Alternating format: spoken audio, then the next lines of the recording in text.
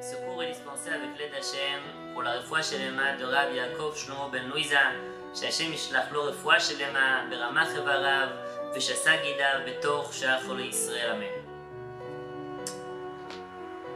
La parashat Hashavua, parashat Balak, nous relate l'histoire de Balak, le roi de Moab, qui a vu dans la parasha d'avant, parashat Chokat, que les Bnei Israël ont combattu et ont vaincu deux grands rois, Og Melech Habashan et Sichon Melech Mori. Et il s'est dit, comme nous dit Rashi, si déjà ces deux grands rois qui avaient une armée forte ont été battus par le peuple juif, Alachat Kama Vekama, bien sûr que nous aussi on va se faire écraser par l'âme Israël.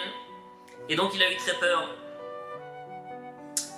Le Midrash nous raconte et nous dit que Balak a commencé à réfléchir comment faire pour réussir à contrer, à faire une contre-attaque pour ne pas se faire exterminer, pour ne pas se faire écraser par l'âme Israël.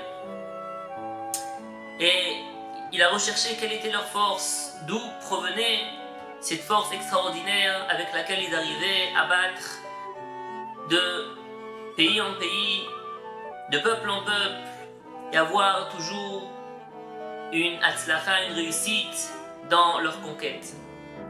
Et voilà qu'on lui raconte, Moshe Rabbeinu, ils ont un dirigeant extraordinaire, et demande-lui Balak, on sait que Moshe Rabbeinu a grandi, on va essayer d'avoir des renseignements, qui c'est, quelle est sa particularité, comment on peut réussir à les combattre.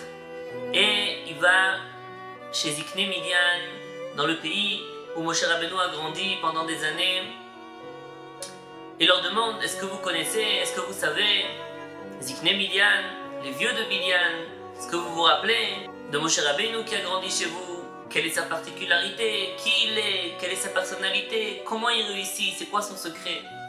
Et voilà que les Zikne Midian, les nobles de Midian, lui dirent que En Kocho El Abépé, sa force est dans sa bouche. Qu'est-ce que ça veut dire, sa force est dans sa bouche? Il a un contact direct avec Akadosh Baruch Hu, la tfila, la prière, il parle avec Hachem, il lui demande et Akadosh Baruch Hu exauce ses demandes, exauce ses désirs. Comme ça, ils lui ont dit Zikne Midian à Balak, et donc Balak s'est dit, si je veux réussir à combattre et à vaincre le peuple juif, je n'ai pas le choix que de venir avec une force parallèle, une force de même niveau que Moshe Rabbeinu. C'est pour ça que la Torah nous raconte, Balak envoie des envoyés à Bilham. Qui était Bilham? Un prophète, oui, un prophète goy, non juif, un vrai prophète qui avait une liaison directe avec Akadosh Baruch Hu, qui pouvait lui parler à tout moment. Il nous dit le Midrash que la force de Bilham, la grandeur, le niveau de Bilham était un niveau de prophétie même plus grand que Moshe Rabbeinu. En tous les cas, la Torah nous raconte que Balak envoie des envoyés à Bilham pour lui demander de venir maudire le peuple juif, l'âme Israël, pour qu'il puisse réussir à combattre et à vaincre le peuple juif. Et là, dans la paracha, on va voir qu'il y a deux questions qui se posent sur la Itnahagut, sur le comportement de Balak, et sur la Itnahagut, le comportement de Bilham. On va diviser ça en deux, on va essayer de s'arrêter sur Balak, s'arrêter sur Bilham, comprendre qu'est-ce qui se cache derrière leur action, et de là apprendre pour nous quelque chose de la parashat Hashavua pour nous renforcer à nous dans notre avodat Hashem.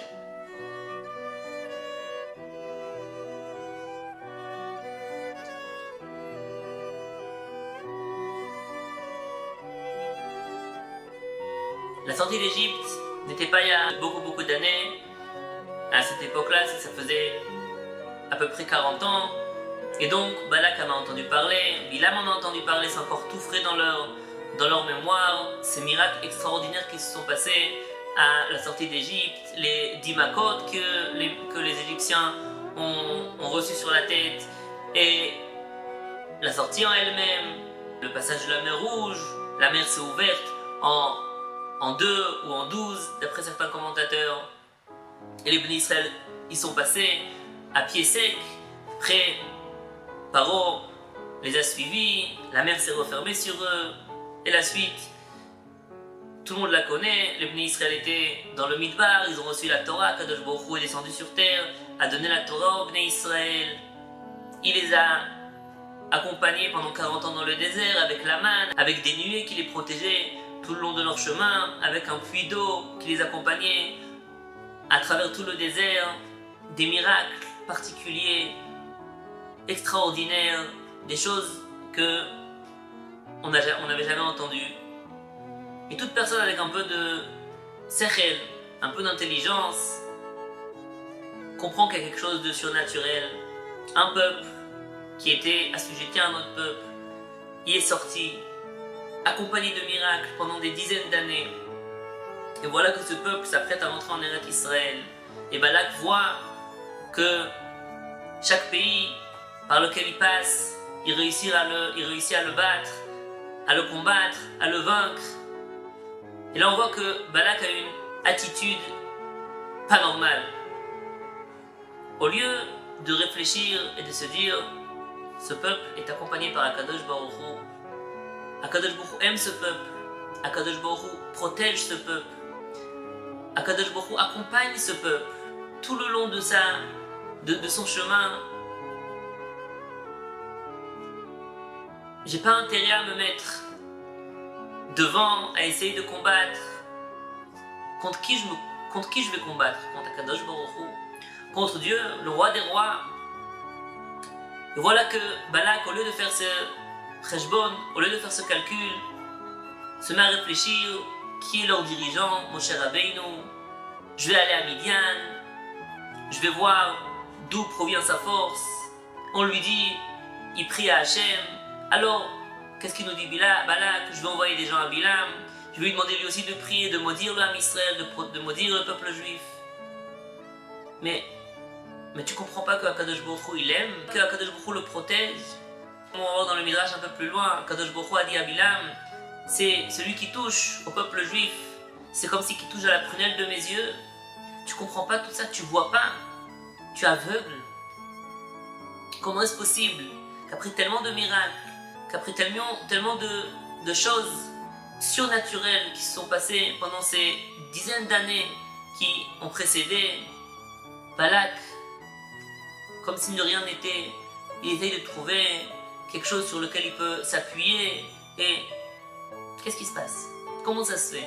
Comment une personne peut arriver à une attitude tellement incompréhensible? Ça c'est du côté de Balak. Maintenant on va commencer à essayer d'analyser aussi l'attitude de Bilam.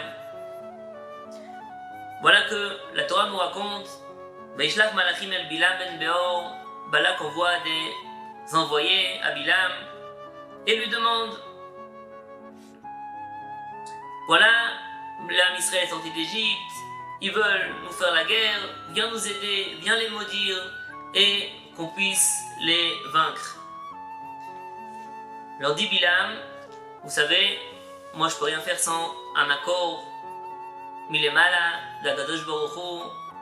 Restez ici la nuit, pendant la nuit je vais avoir des visions, une prophétie, et je vais demander à Akadosh Baruch Hu, est-ce que je peux aller maudire le peuple juif? Et voilà que la nuit arrive, Bilam va dormir et reçoit une prophétie d'Akadosh Baruch Hu qui lui demande Bilam, qui sont ces hommes? Nous dit le Midrash. Bilam aurait dû répondre Akadosh Baruch Hu, qui sont ces hommes? Toi tu sais tout. Mais là, quand l'arrête Kevodo, tu remplis toute la terre, ton kavod remplit chaque coin, ta présence est de partout. Tu me demandes à moi qui sont ces hommes? Mais non, Bilam, et là on commence à ne pas comprendre son attitude, dit oh, ces gens c'est des envoyés de Balak, et il commence à raconter à Kadosh Baruch Hu comme si Kadosh Baruch Hu n'était pas au courant. Ils veulent que je maudisse le peuple juif. Et donc voilà, ils sont venus me demander mon avis, comme si qu'ils demandent à Kadosh Baruch Hu, est-ce que tu permets? Kadosh Baruch Hu lui dit, Vayomer Elokim el Bilam, lo telech imahem, non, tu ne vas pas avec eux, lo taor et ta'am, tu ne maudiras pas le peuple, ki Baruch Hu car il est béni. Nous dit le Midrash, Bilam n'a pas abandonné. Kadosh Baruch Hu lui dit, lo telech imahem, tu ne vas pas avec eux. Alors il a demandé à Kadosh Baruch Hu, ok, je ne vais pas avec eux, mais peut-être que je peux le maudire d'ici. Kadosh Baruch Hu lui dit, lo taor et ta'am, tu ne maudiras pas. Bilam continue, dit peut-être que je peux le bénir, et il va essayer par ses bénédictions de faire passer des mauvaises choses. Lui dit à Kadosh Baruch Hu, non, on n'a pas besoin de tes brachot, ki Baruch Hu car il est déjà béni. Bilam essaye à tout prix d'essayer d'aller, de maudire le peuple juif. Et la Torah continue et nous dit que ça a continué. Le matin, il leur a dit, Kadosh Baruch Hu ne me permet pas. Ils sont rentrés chez Balak. Balak lui a envoyé d'autres sarim, d'autres ministres plus haut gradés. Et la même chose, il leur a dit, je ne peux pas décider tout seul. La nuit va venir, je demanderai à Kadosh Baruch Hu. Et à Kadosh Baruch Hu, pendant la nuit, revient et lui dit, Top, si ces gens sont venus pour que tu les accompagnes, tu peux aller. Mais seulement, tu ne diras là-bas que ce que je te mettrai dans la bouche. Et voilà que Balak se lève tôt le matin et de lui-même, il va préparer son ânesse qui l'accompagnait partout. Et Kadosh Baruch Hu comprend qu'il a décidé dans sa tête d'aller maudire. Il faut comprendre comment il a pu penser comme ça. Alors il savait très bien qu'Akadosh Baruch Hu ne lui permettait pas. Et la Torah nous raconte par la suite que l'ânesse s'est arrêtée plusieurs fois parce qu'il y a un malach, un ange qui s'est mis en travers de leur chemin et elle s'est mise à parler, etc. La suite de la paracha, chose extraordinaire. Mais on va s'arrêter là parce que ce qui nous intéresse aujourd'hui, c'est cette partie.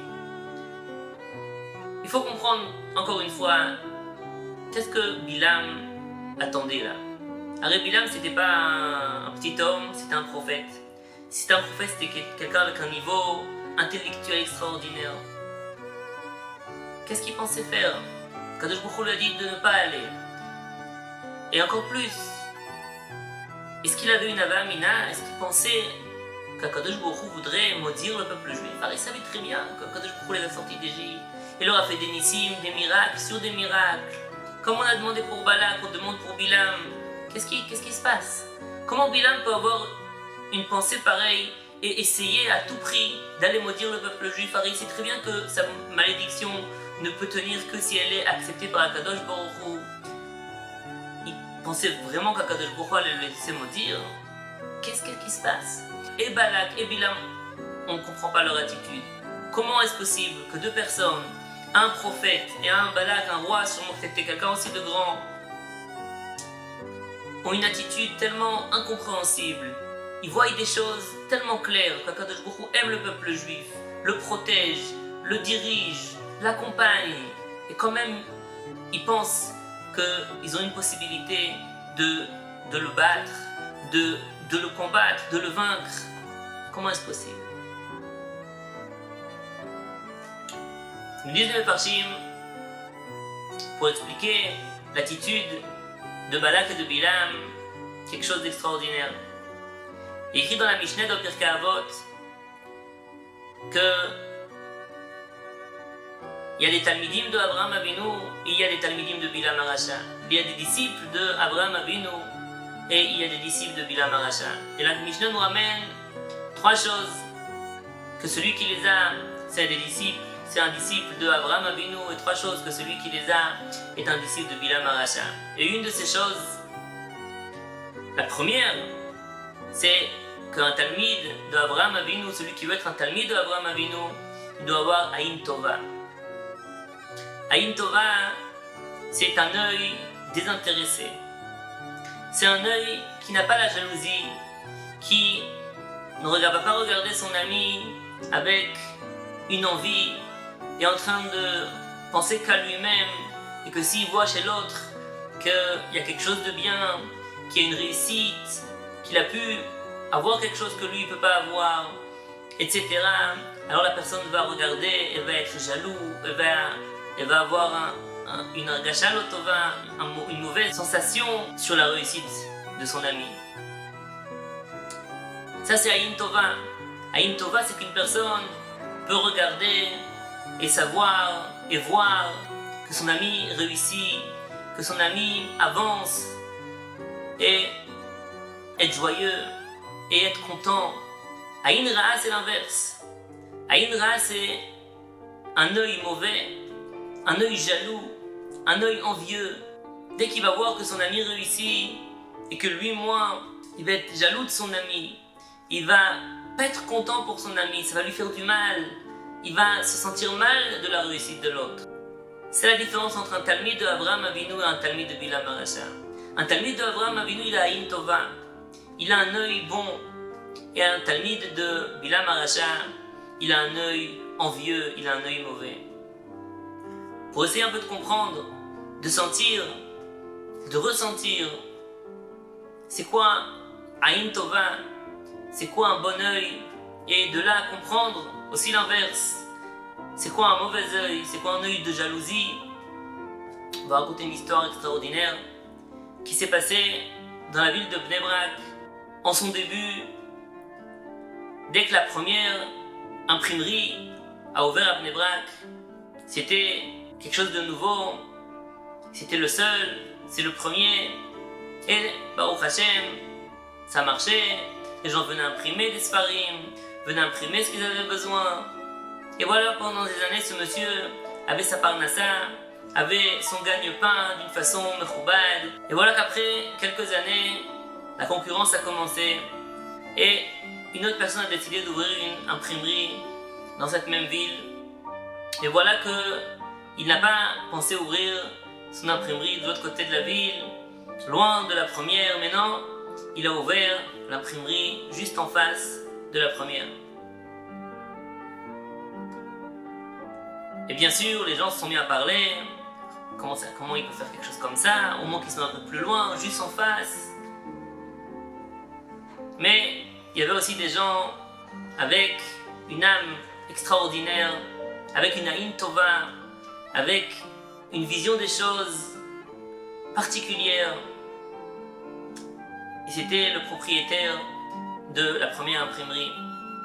Et voilà que le jour de l'ouverture, le propriétaire de la première imprimerie rentre dans la deuxième imprimerie, et le propriétaire de la nouvelle imprimerie prend son recul, s'est dit « Ouais, bien sûr, il va venir maintenant me crier dessus, qu'est-ce que je viens lui en l'embêter devant, etc. » Et voilà qu'il voit que le propriétaire entre avec un sourire chaleureux, et bien lui dit « Baruch haba, je vois que tu ouvres une nouvelle imprimerie, que ce soit Be'atzlacha, que tu es plein de réussite, tu sais, moi je suis vatique, moi je suis ancien ici, j'ai plein d'idées, si tu as besoin, si te manque quelque chose pour faire marcher un appareil qui te manque ou quelque chose comme ça, il n'y a pas de problème, tu peux venir chez moi, mais Simcha Rabba. »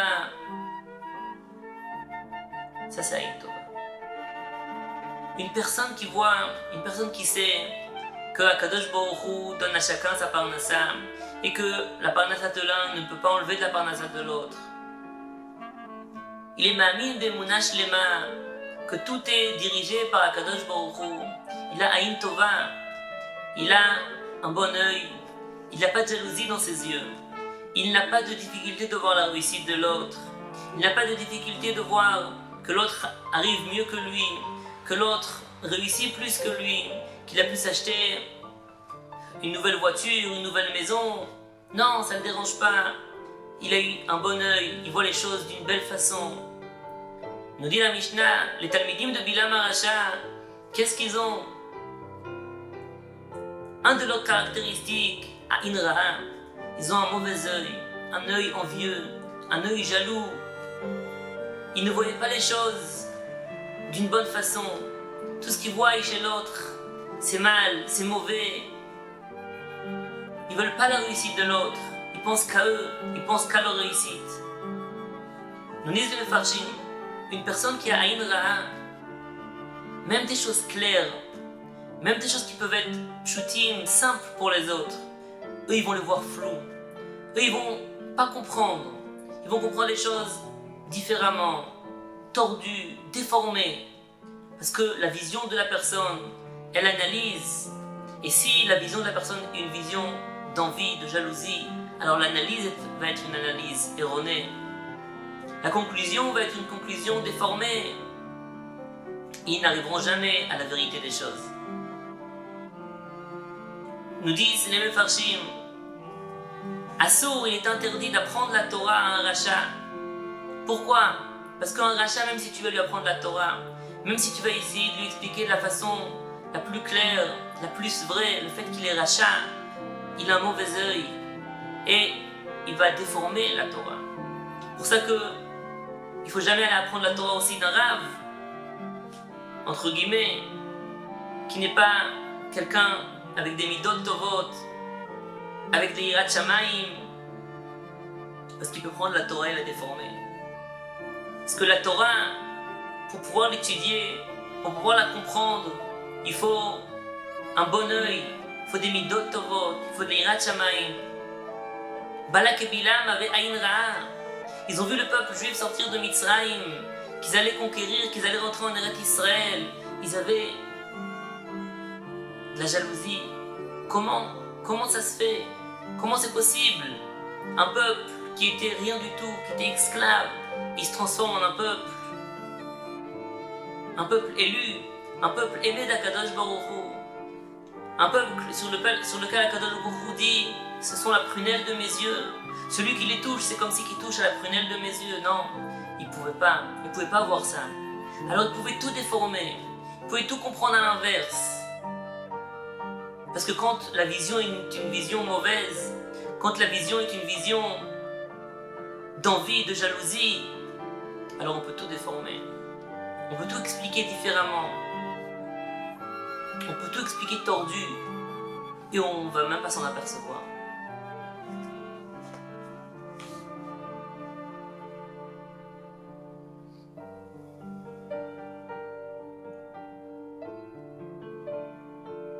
nous dit la Torah, Re natati lefanecha et hachaim ve'et hatov et hamavet ve'et hara. Voici, j'ai mis devant toi la vie et le bien, la mort et le mal, ou bacharta bachaim, et tu choisiras la vie. Qu'est-ce que ça veut dire? J'ai mis devant toi la vie et le bien, la mort et le mal. J'ai besoin de te dire de choisir la vie. J'ai besoin de te dire de choisir le mal. On voit ici quelque chose qui suit l'idée qu'on a dit tout à l'heure.